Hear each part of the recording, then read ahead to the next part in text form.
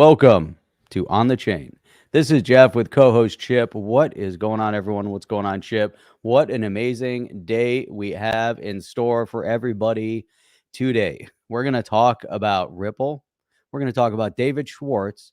We're going to talk about John Deaton. And we might even talk about Gary the Man Gensler. You know him. Man. You guys know him as Daddy G. That's his moniker. He's talking about and warning of massive losses in crypto. I hope you're ready for it. Are your bags packed? Mine are. You ready to go, Chip? Let's go. Welcome to On the Chain. Welcome, Jeff, to On the Chain. Welcome, Chip. Welcome On the Chain. On the Chain. If everybody, hey, thanks for joining us today. If you're feeling extra special in your heart, Jeff looks like he's drinking a coffee. It's really a Guinness, but it is Guinness. Guinness in a coffee cup. Guinness in a coffee cup fools him every time. So you can always send us a super chat. Best way you can support us, though, is share the content. You can also join if you're watching us on YouTube. We have a lot. Our membership is growing. Thank you very much. We really appreciate that. It's just a way to support the channel. It keeps the lights on and pays the bills around here, with the hosting and the website and all that kind of stuff. It allows us to water the lemon trees. Got to keep them lemon trees watered, Jeff. Otherwise, you know what happens there. But yeah, thank you guys for being with us. The best and brightest in crypto. And let's start off with a bang here. We've got something good to start off with, which is none other than John Deaton. John Deaton. I want to throw this up there because you mentioned Gary Gensler. Yes. It's pre-recorded, Norseman. Norseman, we pre-recorded this and we're playing it back right now for your commentary. Yeah, just for you. FYI, just for you. Just Hello, for you guys. One watcher, one person watching right now. One person watching. So here we go, right here. Let's look at this. So Gary Gensler put this out, right? It says, and he used two red exclamation points at the beginning and the end of investor alert as to capture your attention in case you weren't paying attention to Gary, the squadouche Gensler. Oh no, did he make a video? So if you come across an investment program that promises high returns with little or no risk, it's likely a fraud. Yeah, okay. So check out the SEC Investor Education Alert. There it is. 3 ways to spot a high yield investment program, which they have titled HYIP scams. High yield investment. What? Yeah, and what's the P? What was the P? Program scams, high yield investment program. Because and everyone puts together the program. So like invest in our high yield. It's awesome. Yeah, invest in our high yield program. So I mean, have you ever seen a website promising annual or monthly or weekly or daily investment returns of 30 or 40% or more? It's too good to be true. Many fraudulent investment schemes. What is he talking about here? Oh, an SEC v. Karpovicius. SEC charged defendants whose website claimed their mutual funds launched in 2015 have enjoyed a 50% average annual return for the last 5 years. SEC alleges one of the defendants' websites displayed the images of purported executives with links to fictitious biographies available on prominent social media. Well, the good news today, Jeff, is like... Well, you know what the problem with that is? Oh, go ahead. Well, I'll just say these used to be real people. Now you can just do it with AI, so... Right, so they might not be real. But you know the problem with that statement, if you scroll back up. So they weren't talking about future gains. No, go to the yellow box there with the guys in it. Box here, we go right there. Yeah, there it is. Yeah, there we go. So it says here, the SEC charged defendant whose website claimed that their mutual funds launched into have since enjoyed a 50% average annual return for the last 5 years. So here's the problem. You can go back and you can see whether or not their mutual funds enjoyed a 50% average gain over the past 5 years. So you can look and say, hey, look, they actually did gain, an average of 50% plus. Where's the problem with that? They're phrasing this statement here, making that part look bad, although that's provable based on numbers. Sure. But their problem is that they're alleging that they displayed images with fictitious biographies. That's the problem. So they didn't have a problem with the fact that their fund actually did return 50% plus gains, because it did, according to the website, and the SEC would be charging them if it didn't. They're alleging something, and maybe that part's not true. Now, if you go through the business of doing all that and you are a fraud, then you have to go back and look, like a Bernie Madoff would say, hey, look, here's all my paperwork over the past 5 years. I've been returning 50+%. Now we have some problems. So I think, maybe they, could have wrapped that up a little bit more and said, hey, this is what we actually found out, that was all fraudulent. Not just their biographies were fraudulent, but their actual gains were fraudulent. That, and you could probably look at the numbers on that too. Look at this, join the Howie Trade, how we trade, get it, Howie Trade investment program, blah, blah, blah. I kind of wish the SEC would stop trying to protect us so much, Jeff. That would It be seems nice. it seems just a little bit ridiculous to be always trying to protect us. But John Deaton came in on the back of that. Johnny D. And let's go back to the original tweet just so we can kind of see the methodology here. So there it is right there. So if you see this, this is the original Gary Gensler with the investor alert with the red exclamation points.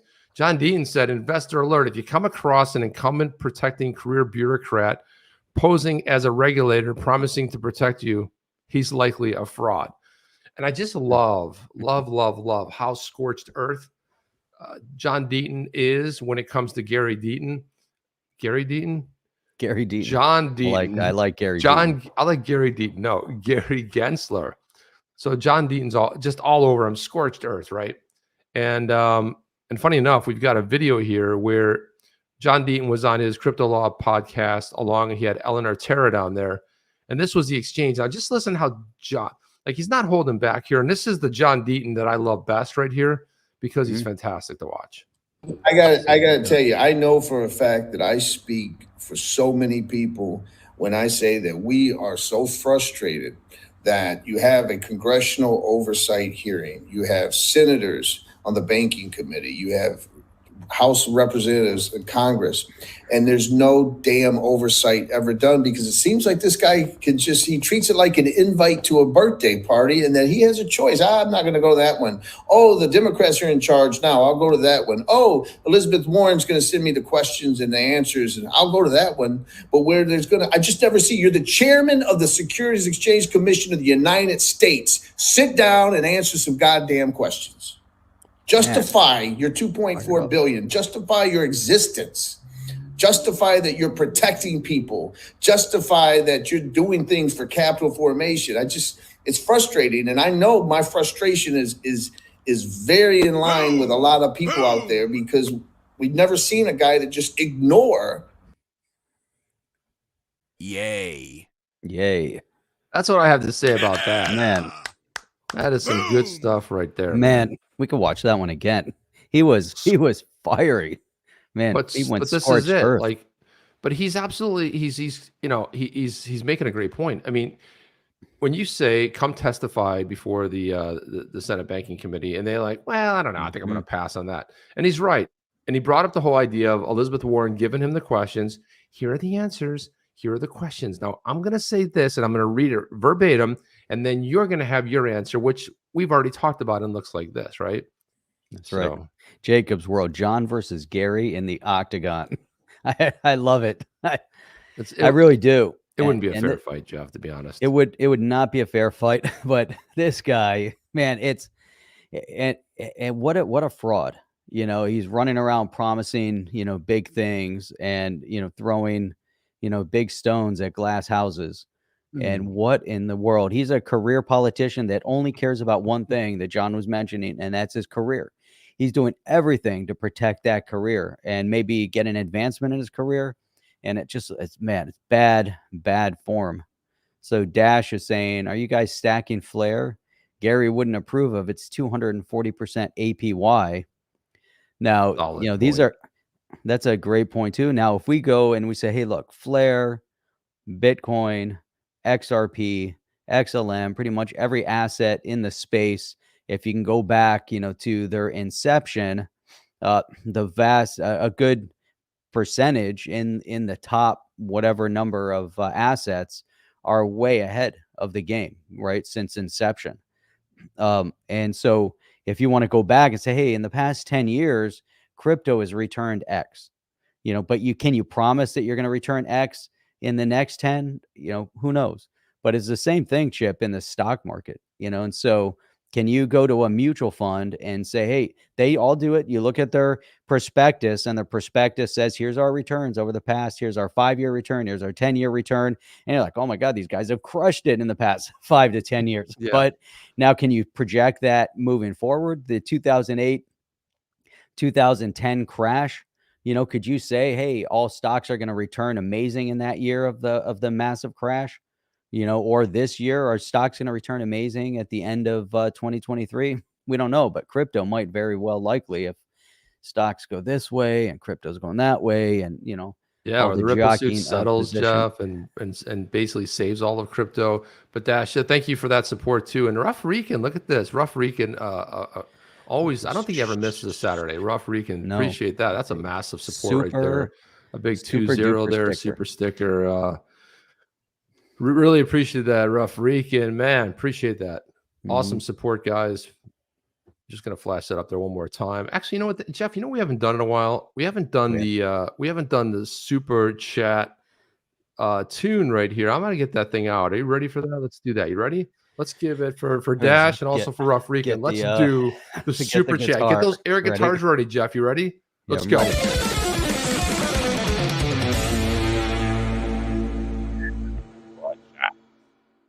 Yeah, That, man. You gotta just love that. And speaking of morons, Jeff, I know you mentioned a moron in your earlier diatribe there. I came across this today, and man, I was kind of laughing a little bit here. Well, let's take a look at this. So honestly, Jeff, this is probably, and I tweeted out about this too. I said, like, this is a ridiculous article. It's ridiculous, amateurish, and the best part about it is a guy purports to be a crypto. He's a crypto editor, formerly of, and now he's writing for Fortune, the crypto section, right? Now that looks blurry, guys. That will I would admit. That is, for some reason, that picture is blurry. But again, I'm using. Did they blur it out? No, I don't know if they did. I think they may have blurred it too. That's part of it. Got it. Now that says Fortune Crypto. Yeah, so Ripple, Fortune, read the headline, with Jeff. Read the headline. What would you surmise this would be about? Ripple and XRP may finally be for real. Finally, Jeff. Finally. It wasn't for real before. It wasn't real. It was all just kind of an illusion. It was a dream. And what was really happening? Now, Jeff, this is the best part. Now, just to start off the article, to kind of like place where Jeff Roberts, who wrote this? Is it Jeff Roberts? Jeff Roberts. Jeff John Roberts. So Jeff John Roberts, who basically has 3 first names. I only have 2 first names, two first names. She's got me there. That is pretty good. Take off the S. Jeff John Robert. Jeff John Roberts. So he says, I wrote a version of this headline titled, "Is Ripple for Real?" 6 years ago. So he's been doing this for at least 6 years. And at that time, and on many occasions since, I've pondered that exact question. A big reason for that is XRP, the token often associated with Ripple, is different than other cryptocurrencies. And unlike blockchain projects, has never been any mining or proof of stake mechanism. Instead, the XRP founder simply conjured 100 billion of the conjured 100 billion of the tokens out of thin air in 2012. No, that's not what happened, but okay. A Google search, a 5-second Google search would have uncovered that. But no, don't do any research. Just know the time. By the way, the founders did, and it was already created, it was gifted to Ripple. But technicality, Jeff. And ever since, they've been trying to figure out what the stuff is for. They've been trying to figure out what the stuff is for, Jeff. Now, come on. This is the intro article, right?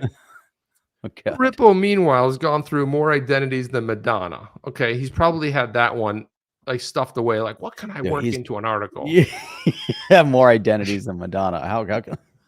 Okay, so that you can just see how amateurish this is. And I think I called them out. This was like a high schooler trying to write a paper. It was due in the morning at 11:38, p.m. On Ripple. The funny thing about it, ChatGPT can do a better job, and didn't even leverage ChatGPT, but okay. So meanwhile, when I first heard of it in 2013, so now he's putting himself back 10 years ago To the that he beginning, heard how about much Ripple. was he stacking People, bags at the time? no, but he says people claim the XRP ledger was a more versatile version of Bitcoin and that it would render the original cryptocurrency obsolete. But 2 Oh, years maybe later, do you think some you did were there people that were saying that? People claiming that? People well, claimed? How David many people? Schwartz has David Schwartz has said that really the founding of Ripple was based on the notion that they wanted to move in a direction that didn't have some of the shortcomings that Bitcoin had, right? Because Bitcoin never really finished. It was just like, hey, I'll be back. And that was the last time I heard of from Satoshi.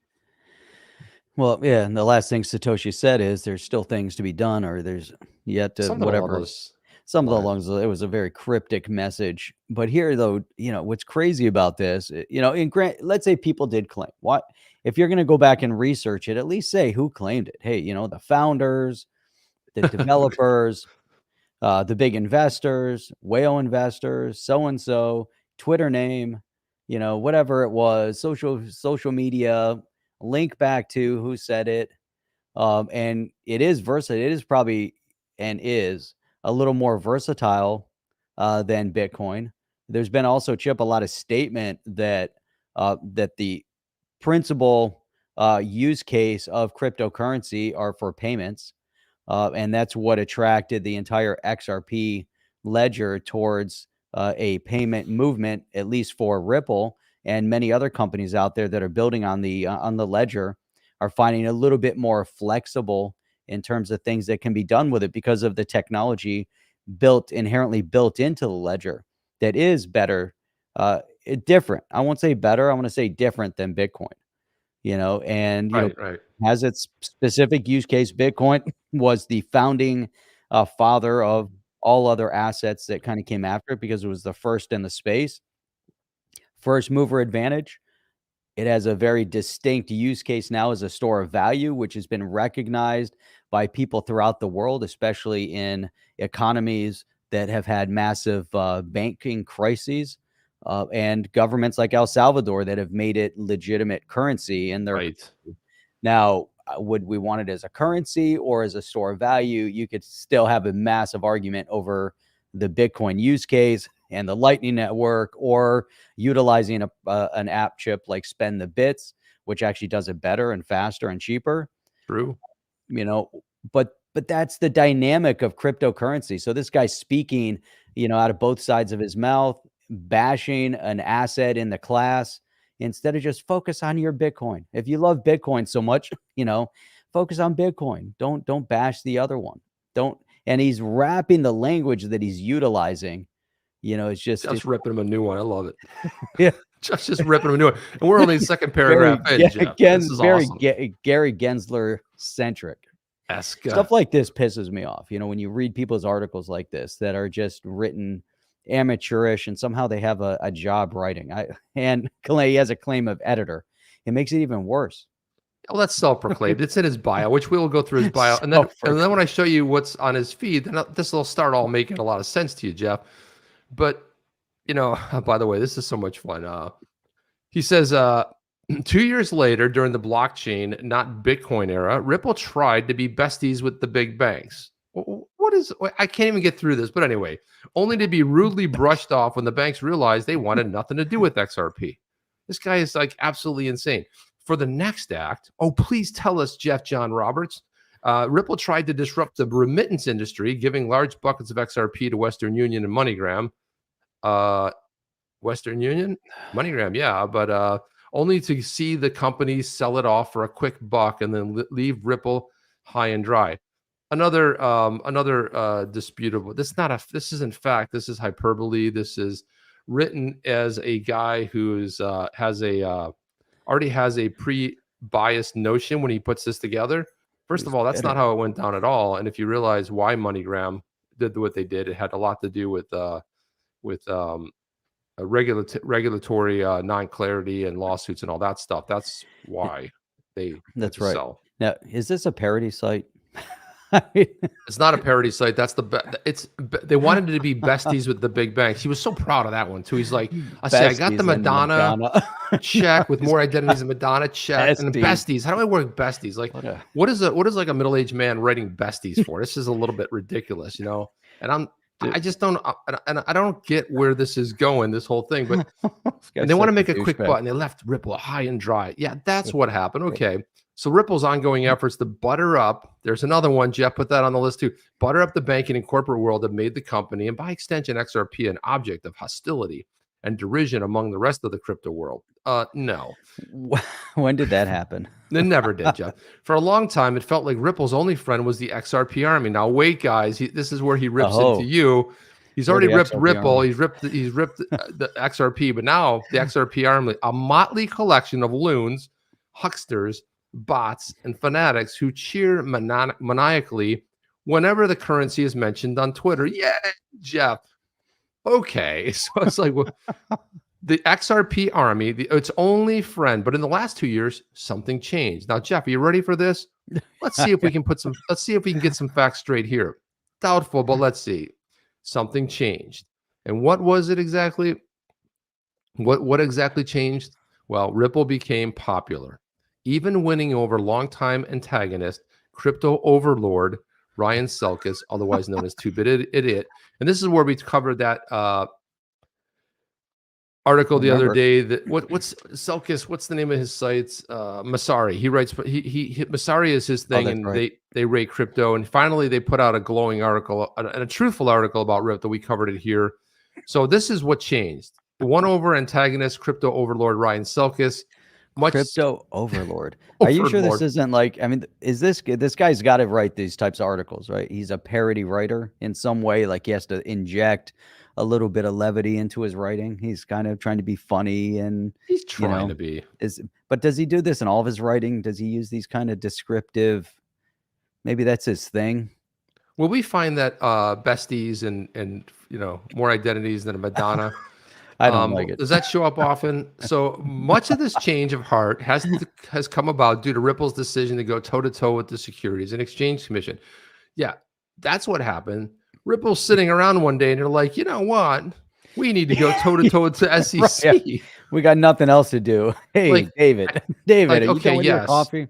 We got some work to do. Yeah, like you could. I mean, I can see how you could potentially frame it this way.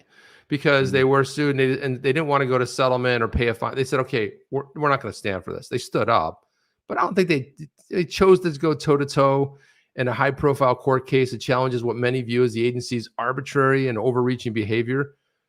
Okay, and then the enemy of my enemy is my friend and all that. That's like a lost line. Why even put that in there? The enemy of the enemy. And you know the thing, Jeff. You know the thing, all that. Meanwhile, the company appears to have finally figured out a sustainable business strategy. Oh, go on. Please tell us, Jeff John Roberts. Yeah, I spoke with Ripple president Monica Long this week, and she told me. So now he's talking to Monica Long, who's been at Ripple like 10 years, who knows the entire history, who is going to then have this amazing dialogue and interview with Mr. Roberts, right?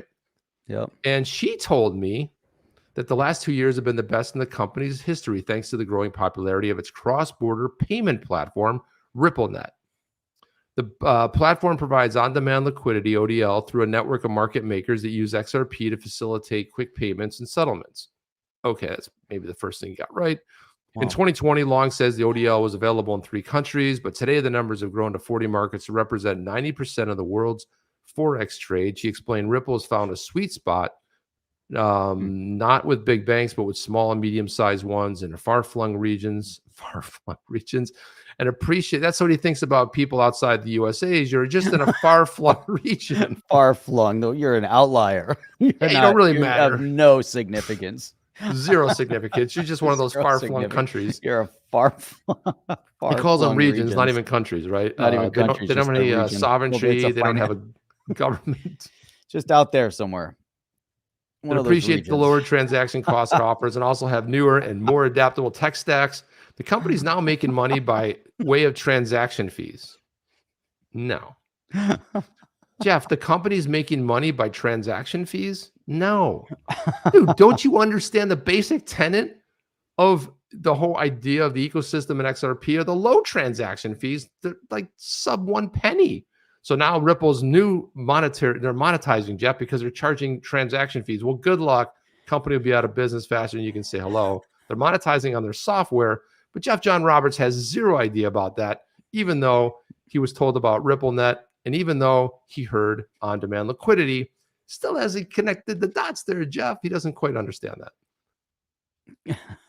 A It's just crypto this. brokerage tool called Liquidity Hub. Yeah, long ads to the Ripple's been selling a crypto brokerage tool, a tool. It's called Liquidity Hub. Yeah, it's also software, and it's also leveraged by companies, organizations, money transmitters, you name it. It has been investing heavily in making XRP Ledger more versatile, including integrating an Ethereum virtual machine option. Yeah, okay. All of this is to say that Ripple, more than ever, has figured out a long-term value proposition for both the company and XRP, and may be poised to succeed regardless of how.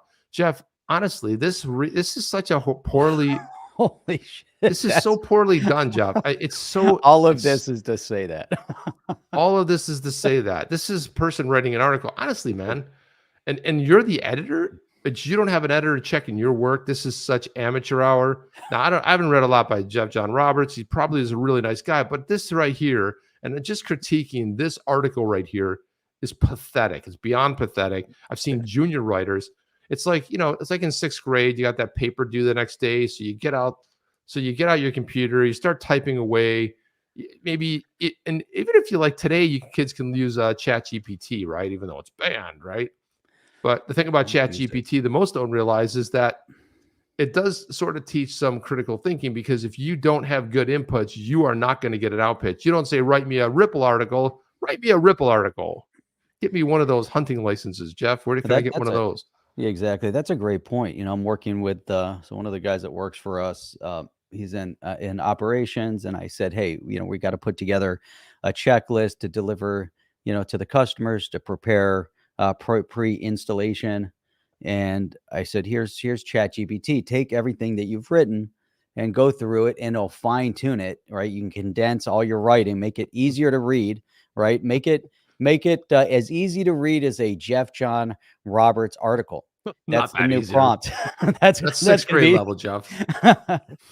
I said we got to bring it down to a kindergarten level, but so here's the point, is that he plugged it all in, and every section, he said, had a different voice, and he couldn't get ChatGPT to write his paragraphs with the same voice. And I said, give it to me, I'll work through it. But that's when you're brand new. So with ChatGPT, you have to know how to massage it the right way with the right prompting and get what you want out of it. And look at, we're working on, even trying to figure out like naming or things like that, been kind of tweaking different name prompts, and how do you come up with 100 different names, and then how do you do it the way you want it? How do you get the outcome? And you have to keep tweaking it. And there's nothing wrong with that. If you have somebody that's utilizing it as a tool to support their writing, it gets you to a direction you want to be a lot faster. And, there's nothing wrong with it. This is funny. One Eye Willie is saying Jeff John went to Columbia Business School. So maybe they teach writing at the 6th grade level in Columbia Business School, or, as you're, sending in. So the Future of Money said, can we post this overview under this guy's article? And we absolutely can. And I just put it in the chat right there, because here is the article right here. Basically, it's behind a paywall, but I used 12foot.io. By the way, I've used 12ft.io. You can sometimes eliminate the paywall, not always, but I did that because it's behind. On top of everything, it's behind a paywall. So you got to pay to see this article, right? So this is what I put up. Ripple article, laughably bad. Decrypt alum and self-proclaimed crypto editor, Jeff John Roberts, who spoke the Monica Law and yet delivered a high schooler's take on Ripple's history, amateur hour. And then, so yeah, guys, and then we need to attach our video to that when we're done. And absolutely. Be a lot of fun. Let's put the video on there as well, because that'll be, it's worth it. We just ripped a new one, but it's just, it's so bad. It's like, I'm almost left speechless with the whole thing, but guys, we're not done with this yet. Let's go to Chip. And then to be fair, we're going to invite Jeff John Roberts on the show to talk to him. So we always have an open open dialogue with Jeff John or with anybody, we'd love to have you come on, Jeff John Roberts. If you so dare, you come and sit in the hot seat here on the chain, and we can discuss the finer details in writing. Okay, so yeah, so here we go. The finer details of writing. And again, it's not that it's not a personal attack. It's on the writing, guys. Let's get that right. Okay. Let's not attack the person. We can attack the article, but let's not, look, again, there's plenty of people out there that I'm friends with that we disagree about everything, but somehow we're still friends. It doesn't have to, yeah. Read that one, Jeff. Impartial journalism at its best. So this is Jeff Roberts, right? So Crypto Editor. This is where I got this from. Crypto Editor, Fortune Magazine. He's also from Reuters. Okay, Jeff, are you starting to pull anything together here? Reuters and Decrypt alum, lawyer, policy geek, IP aficionados, DMs open, right? I'm sure that he's a cool guy. Yeah, that's what I'm saying. And just the way he wrote it, though, it's fun kind of tearing down the writing and all that. But the fact that the way he's thinking and trying to make it fun and kind of, engaging with people, with the whole Madonna reference and the and the besties, he's just trying to be a little, add a little humor to an otherwise, dry subject. And, so he's trying to take a different spin on it. So from that perspective, I'm sure the guy would be kind of cool to talk to, but you're right. Based on where he writes for, that says everything. He's got a new book coming out, Kings of Crypto, One Startup's Quest to Take Cryptocurrency Out of Silicon Valley and onto Wall Street. And he also touts it on his, but this is his new book that's coming up. I believe that looks like Brian Armstrong in the background there. So this will, Jeff, now read this for me and tell me if this is starting to come into view a little bit. Read it out loud, please. I can see it. Yeah. Jeff John Roberts, blue check mark. Yeah. So Florida bill Florida bill to ban CBDCs is unconstitutional, as Harvard law grad Ron DeSantis is well aware. But he knows the GOP base doesn't care about things like the Constitution or federalism anymore. So, whatever that little guy is looking like. But this is, Chip, again, here as a lawyer, I mean, this is now what I said before. I'm going to retract, right? What he's saying here has now allowed me to retract my previous statement of him being a cool guy. Here we go. Right? Scorched earth. I'm going to go. Cue the Jeff rant. Let's go, guys. Get a good cup of coffee. It's coming. Here we go. I love to get Jeff riled up. Take a sip, Jeff, before you. No, but this whole point, to ban a CBDC as being unconstitutional, there's no grounds for even making that statement. There are grounds for privacy, and and the fact that you have a controlling factor, being the government or the Fed, that can control and diminish your privacy in your movement of money. Cash, you have privacy in holding cash.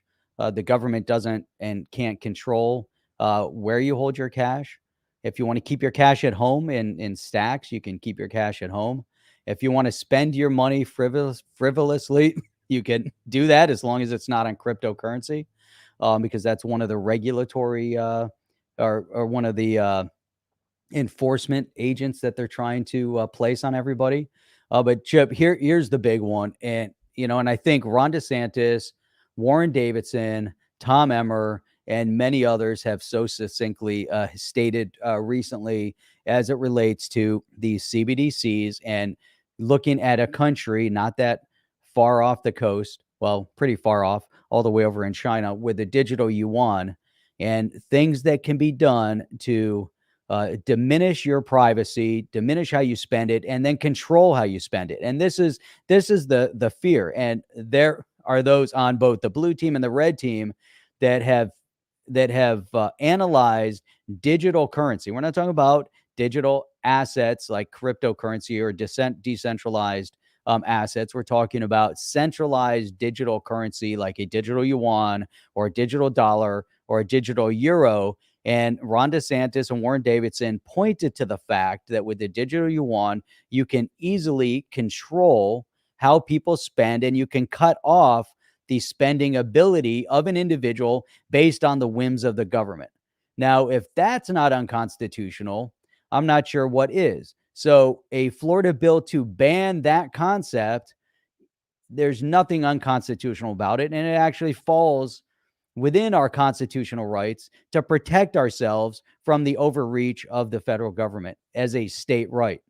So if the state says, look, we're not going to allow your CBDCs in our state, that's a state right at this point. CBDCs are not legitimate currency, and they haven't been accepted as legitimate currency. CBDCs are still in conceptual phase and in beta testing. So where Chip, am I, and I'm not an attorney, and we probably need to bring John Deaton in to discuss this and tear this down even further. But I don't think that I'm off base on this, and I might very well be. What are your thoughts?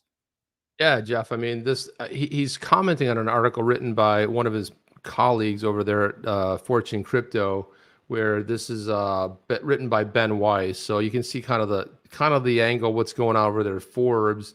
And again, this is behind a paywall, but I can't really. Let me see here. Let's see if we can. This, yeah, let's show it to me, baby. Let's see if we can do this. All right, so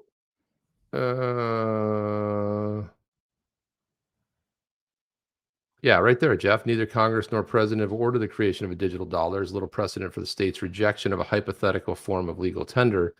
Why did DeSantis, who may compete against Trump in the race to become the next Republican nominee, wade in a controversial fray of digital currencies backed by central governments? Gee, Jeff, what's wrong with that statement right there? Geez, why would he wade into a controversial fray of digital currencies backed by central governments? Oh, geez, I don't know. Maybe for everything you just mentioned, the privacy issue, the control issue, the centralized issue, central control, centralization equals corruption. I don't know. Just a theory I'm throwing out there. If the Federal Reserve were to mint digital dollars, would this proposed legislation have any teeth? First of all, Jeff, to your point, and if we want to talk about unconstitutional, I've been trying to do this, Jeff. It's very difficult to use Google. Maybe ChatGPT will be more helpful in the future because of the bias angle. But another administration ruling was just overturned as unconstitutional, and that was a national and I'm making a gesture of pretending to put something in my arm. That was just overturned as unconstitutional, and that was the mandate for federal workers. And there's a long list of almost everything. So you're calling out the red team for being unconstitutional and against federalism. Meanwhile, you're also disrespecting states' rights. The founding of the country of the United States had everything to do with the states, right? The government was supposed to protect for the common, for the security, for the borders, all this stuff, right? And some things, what it's become is the government is the all ruling factor, and that's not the way it was created. If you didn't like something in one state, you moved to Florida, which is why we have the influx from California, New York into Florida, because they don't like the state. If you didn't like what your state passed, because every state has a House, Senate, and instead of a president and a VP, they've got a governor and a lieutenant governor, right? But they have their own form of government. They have their own individual constitution that is superseded by the Constitution. But how can and Warren Davidson put this out the other day, the only way they can do a CBDC is if Congress passes a CBDC. It's got to happen in Congress, Jeff. So this whole thing of going into of making this whole thing about it's unconstitutional. First of all, there's no legal precedent for the Treasury to mint it, and this is the same kind of overreach that we saw in the EPA versus West Virginia versus the EPA. It's the same overreach we're seeing now with the SEC v. Ripple. You just don't say like, well, we're the Treasury and we're the Federal Reserve. We can do anything we want. No, everything's mandated by Congress. So, I mean, we could sit there and argue the hell out of this thing, but I just thought to myself, like, Chip, just real quick, hang on, before you hold your thought. It's already gone. So, okay, go ahead. So here's the Right to Financial Privacy Act. I don't know if this is relevant or not, but the Right to Financial Privacy Act of 1978 protects the confidentiality of personal financial records by creating a statutory Fourth Amendment protection for bank records. The act was essentially a reaction to the U.S. Supreme Court's 1976 ruling in the United States versus Miller, where the court found that bank customers had no legal right to privacy and financial information held by financial institutions. Generally, the RFPA requires that federal government agencies provide individuals with a notice and an opportunity to object before a bank or other specified institution can disclose personal financial information to a federal government agency, often for law enforcement purposes, right? So the Right to Financial Privacy Act of 78 was introduced by House Rep. John Kavanaugh and 11 other congressmen, 1977. The bill was the result of privacy risks presented by the increased maintenance and access to customer information at financial institutions. Then if you go to on the FDIC website, right, they have this posted: the Right to Financial Privacy Act establishes specific procedures that federal government authorities must follow in order to obtain information from a financial institution about a customer's financial records. Generally, these requirements include obtaining subpoenas, notifying the customer of the request, and providing the customer with an opportunity to object. The act imposes related limitations and duties on financial institutions prior to the release of information requested by the federal authority. So it's basically setting up a step-by-step. And here it says this has been amended multiple times over, But Chip, It's weird. the It's prime stayed the same, even though that was what the hell is very apparently odd. that doesn't the new the So new we layouts don't work perfectly. But Chip, what I'm seeing here, is that it's very important. So there was actually, I took it down, but it says here it was amended. The most recent was in 2001, per whenever this was written, to permit greater access without customer notice to customer information requested for criminal law enforcement and for certain intelligent activities. Obviously, there were some things that were done that intruded on our constitutional rights. But if you go to the digital dollar and the reference point that DeSantis is making and Warren Davidson is making is that there is evidence on the ground as we speak that digital dollars are susceptible to a government intrusion on your privacy rights. And the big one is a control of how you spend your money and a monitoring of how you spend your money. And so if you go to the gas station and for whatever crazy reason that we've seen over the past couple years, and we saw a good example of what happens even in a country like Canada, where they shut down people's access to their banking and their credit cards because they were protesting something that they didn't agree with at the government level. Now, Canada doesn't have the same constitutional rights that we do in this country, but if we don't look that far, we can see the overreach of an overzealous, tyrannical governmental regime that would take advantage of a digital currency. So if you are going to have a digital currency, and to the point that Ron DeSantis is making, you're going to have to assure that it's a privacy digital asset, that the government and the federal government and financial institutions do not have control over how you're spending that digital asset. If you can remove all of that and you can guarantee that they don't have access to how you spend it, and they would have to go through the typical court channels of what we're even within the Financial Privacy Act, you go through channels. There's a legal system. Chip, in that case, I'm sure Ron DeSantis would say, hey, that's perfect. It's a privacy asset. But without that, forget about it. I don't think anybody in this country would want it because, again, Chip, you go to the gas station, you've used your allotment of gas. You go to spend your money. Sorry, Chip, you can't buy any more gas. You've already used your allotment. That could happen, Jeff. I mean, quite honestly, that could definitely happen. Put that right there, Jeff. Just created that one. Right. So, that's a cool one too.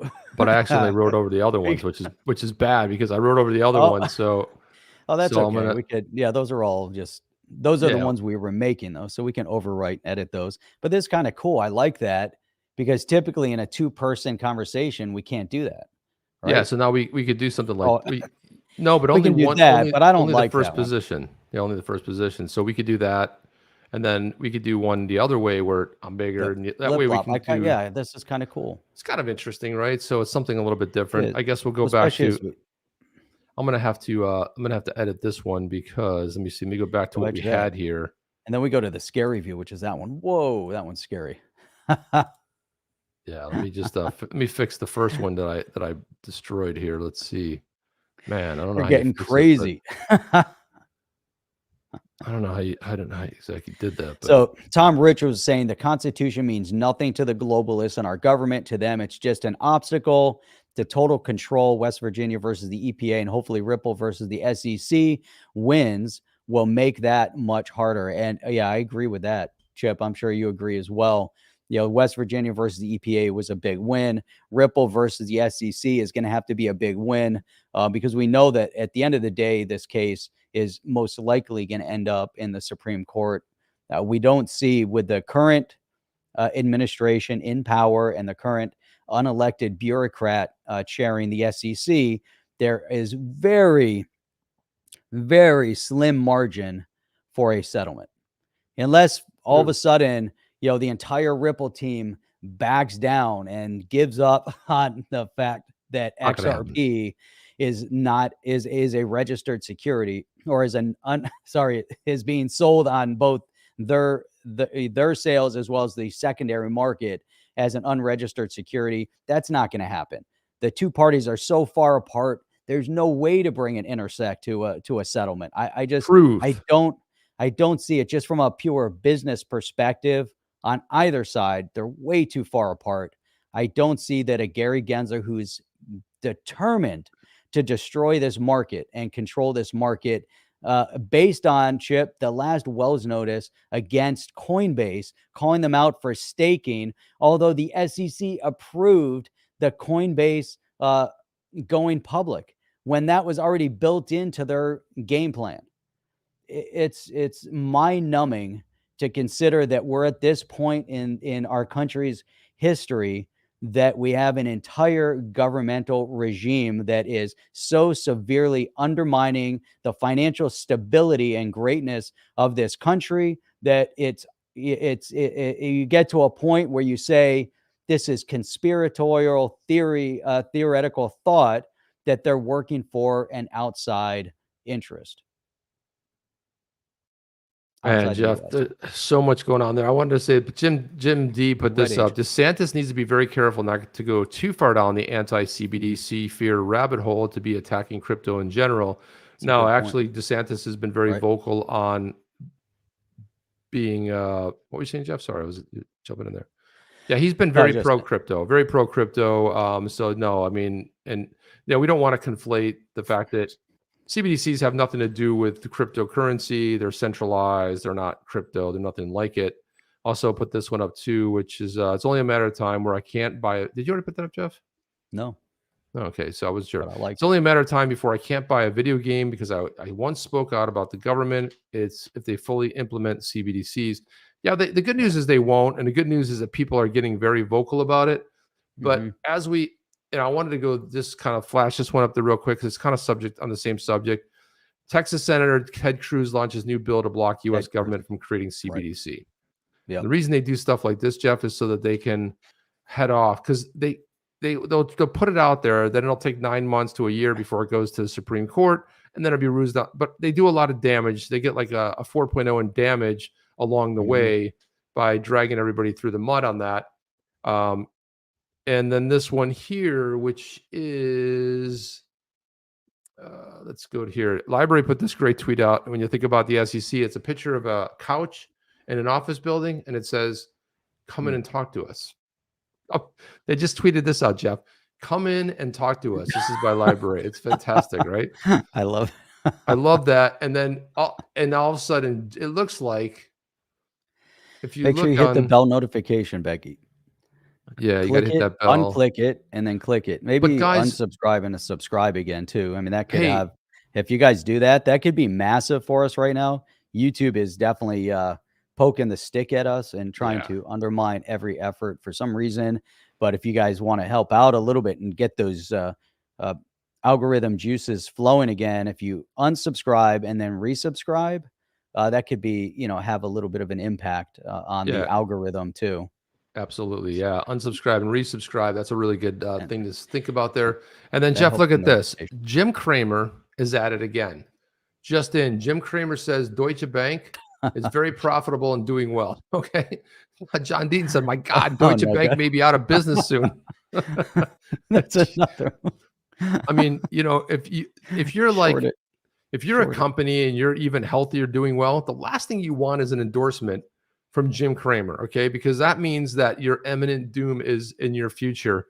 That's kind of what's on the agenda. And Jeff, I thought it'd be a good time to sort of segue into our crypto project here. I was just thinking about that crypto project. Just two quick statements. Well, actually, I'm going to save Jim D's for when we come back from that. We'll just do a quick shout out on the badass Yetis. But Michael Murphy here. The Simpsons are claiming April for big XRP news, and they are a reliable source. They have proven that over and over and over again. Pretty much more reliable than Jeff John Roberts. So if you know you've been upstaged by the Simpsons, By the Sim- you're in Jim Cramer territory, really, quite honestly. I mean, that's so let's show off some new badass Yetis. Now we're still in the JSON file creating phase with attributes and all we'll of be that. right through that. Yeah, hopefully within the next 2 weeks we'll be launching this puppy. Yeah, hopefully we're getting closer. I'm also creating the names chip and coming up with naming, and that's been arduous. But Jim D, we'll get to your comment in a minute. We're just going to do a quick throw those up there. Throw a few up there. They're really cool. This is we've been making. I mean, it's amazing.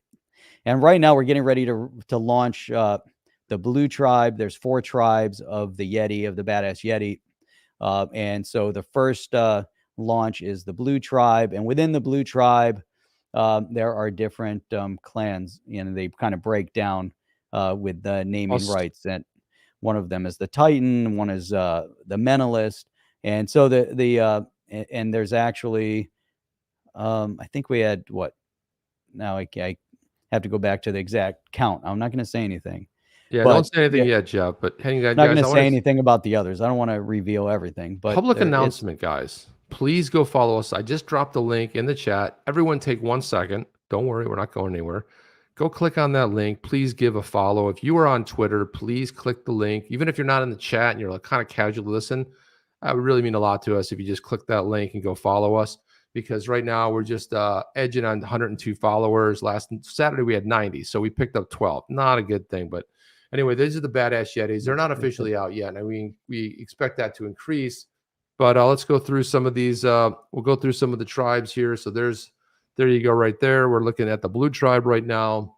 Look at that cute, adorable little guy who will rip your throat out in 3.8 seconds.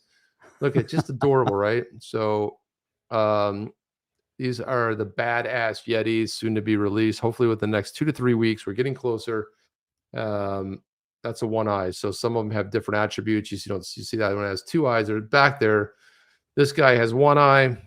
Look, there's a lot of things going on with these Yetis. They have some deformities, and their water supply has been attacked many times, so they've got some birth deformities. And but there, look at that. I don't know what that is, but that's some kind of a powerful crystal right there, Jeff. And there you go, right there. These guys are incredible. There's one of the Mentalists right there. Super brainiacs, red glowing eyes. I love the big ass heads, cute as hell. And there you go. This happens to be the Spirit Walkers right here. And there you go. There you have the badass Yetis, baby. Those are the badass Yetis for Saturday morning. So look at this, guys. I'm really happy about that. Sean Murphy says done. Jim D says contrarian. Jim D, did you subscribe to that? I don't think you're on Twitter. Done. Let's see. Who else here? Looks so nice. Mike Morath says, hey, done. Appreciate that, dude. Look at this. Marvin says done. Adelia says they are so cute. Really happy to hear that. That's it, guys. So I appreciate all the comments. All right. Yeah, go ahead. Cryptic Gamers is following on Twitter. Sweet. Becky followed it last week. Ted Carrion says done. Guys, thank you so much. Nice. Really Yep. appreciate that. Hey, before we go, I do want to throw up Jim D's comment here. He said, "What I can't discern is Gensler's true primary motive in the SEC Ripple case. Help Wall Street and bankers, or just stroke his own big man ego to feel Small relevant." man, big yeah. Oh, so small man, big ego to feel relevant. Now, to be fair, he Oh, didn't sorry, launch dude. the. I didn't mean to. Yeah, to Sorry be about fair, that. he didn't launch. Yeah, keep that one up too. He didn't launch the lawsuit. That was the previous chair of the SEC, but he's done significant damage along the way. But we see what he's doing within market as a whole. He didn't have to go down the path that he's chosen to go down. So he's chosen. He's walking in his own shoes. So I think he's definitely damaging. Jim D then follows up at Tom Kramer. Maybe it's Kramer, sorry, at Tom, but Kramer is making many wealthy using himself as a contraband investment advisory to do the opposite. And there is the inverse Jim Kramer out there and on Twitter, and inverse Jim Kramer is hilarious. I love inverse Jim Kramer, and they do have an entire investment, fund, and it's been returning pretty good returns based on the opposite of Jim Kramer. Kramer's a legend Everybody if you want to hates get him. wrecked investing. Everybody hates him. Everybody. I don't know anyone that likes him. It's just like across the board. When you go on Twitter, people have so much animosity to him. Steve said done. Steve followed. Becky said she not only followed, but she also shared, by the way. That's a bonus round. Becky has just entered the bonus round of the Badass Yetis. Sophie also said she checked and she's following the Badass Yetis, which is really awesome. Someone says 4CDC says Gary chose violence. Here. What chain are they on, Cal? Yeah, it's a good one. So we're really strongly considering Bitcoin. But yeah. So we're going to roll it out on the XRPL. And so that's going to be exciting. So we're going to do the first launching on that. We might have some future plans on OpenSea, but we're going to roll out and utilize the XRPL, and we'll make it'll be interesting once we do that, and we'll have a lot more feedback throughout the process, as we go through it and kind of document that process. It's going to be exciting. It's really, there's so much that goes into it. And now that we're at that intersect of creating the JSON files and just the way we created the artwork as well, and then having now to match everything up, it's a process, but it's a learnable process. It's really, it's a lot of fun. It's a lot of fun. And also too, it's given us a newfound respect. Thank you, Michael Murphy. Appreciate you being a supporter here. If you guys see that little icon that shows up, and Jim D and some other folks along the way, that means they support OTC by clicking on that join button. And it's another way to support there. And we always appreciate that, guys. It's another way to support the show and say that you love it. And it tells people that you are a on the chain supporter. Also, I'd like to thank Dash and Rough Rican for the support with the super chats. That was fantastic. And the Badass Yetis, as we get closer, we'll start making some announcements. But guys, really looking forward to a launch. Hopefully it's a successful launch. We've been talking about this for a long time, and we appreciate all of your support on it. 4CDC, thanks, and they'll only be $1,000 each, guys. So there's the easy part. No, it won't be. It won't be that much. It won't be that much. We're still talking about what that floor price is going to be, but again, the amount of effort and time and energy that went into this, it might be a little more than most, but a lot less than most. A lot less than most, but more than some. Let's put it that way. All right, Chip. 2 commentary on the way out of here. 4C, thanks, guys. As always, great show.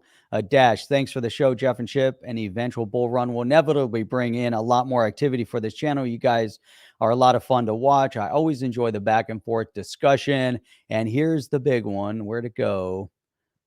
Where did the next? Oh, here it is right here. So Northeast Whitewater, I could see you guys in big demand on big business channels in 2 years. So 2 years. Hold Mark your calendar. 2 years. Not one like year. this. Hang on. Let me get my phone 2 out. years. Get my iPhone out, Jeff. I'm going to start putting that in. I love the way you're thinking there. I love that awesome. Northeast Whitewater. I love Appreciate that. 2 years. And as always, we're streaming 3 days a week, actually, which is great for everybody. Great for us. We stream Saturday mornings at 8 a.m. Eastern Standard Time, Sunday at 8 p.m. Eastern Standard Time, and Wednesday at 8 p.m. Eastern Standard Time. Show up tomorrow night. We're going to have a lot of fun tomorrow night as well. We look forward to seeing you guys with us. It'll be amazing. 8 p.m. Yeah. Eastern Standard Time. And Chip, with that, Well, I want to say, like, you know, who's that? Becky or somebody? Somebody said they didn't get the notice. Look here. If you want to put in your phone, put 8 p.m. Create your own notifications, right? If you really enjoy the show and you know that you can make it on the weeknight or maybe Saturdays or more, your groove, go ahead and put it on your phone, like 5 minutes before. Hey, On the Chain starts. That way, you have it recurring every week. You put it in there once, and that way you know it, because you can't always rely on the fact you're going to get the notice from YouTube, or you might not always see the notice. Maybe you're in the middle of making scrambled eggs. I don't know. People are, apparently, but that's all I have to say, Jeff. You guys, for the biggest and brightest, we are out of here. We will see you tomorrow night. Have a good weekend, and be safe out there, guys. Keep the faith. Keep packing bags. Sound effects today. Yeah, no drum and bass. We have some. But anyway, we'll see you guys in the next one. Chip and Jeff. Ow! Wait, do that again, Jeff. I like that going out of here. It's like, ready? See you on the next one. Chip and Jeff. Ow! Are you down with OTC? Please like, subscribe, and click the bell to be notified when the next video drops.